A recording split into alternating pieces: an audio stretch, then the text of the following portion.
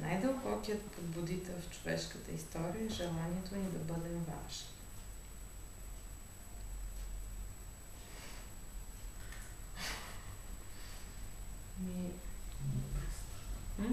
Много е мудро.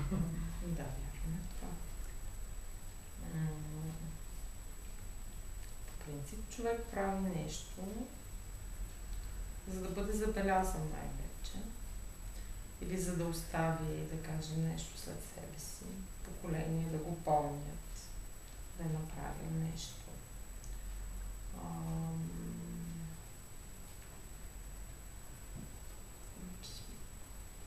Да не говорим, че пък маловажни хора няма. В смисъл, важността зависи от условията, в смисъл зависи от контекста, в определен контекст. Един човек с неговите качества съответно ще играе по-голяма роля и ще бъде по-важен в друг контекст и в други условия. Вероятно друг човек ще бъде по-подходящ. Така че, но тук става въпрос за желанието ни да бъдем важни.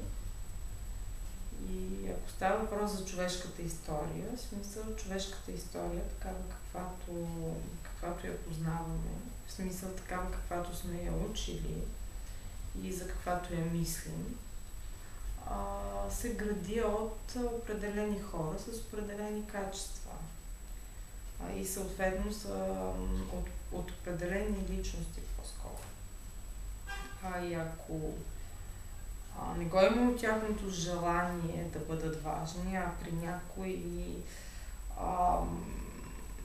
съвпадението на обстоятелствата и на съдбата, защото не можем да кажем, че някой е искал да се роди в кралско семейство, да кажем. Това се случва просто. Но така или иначе той остава в това семейство, в смисъл поема си функциите и има съзнанието за своята важност. Така че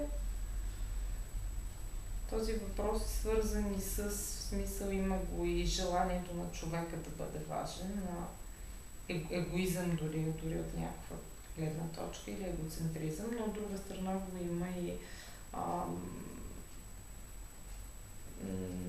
гледната точка на другите хора около него, които го правят важен.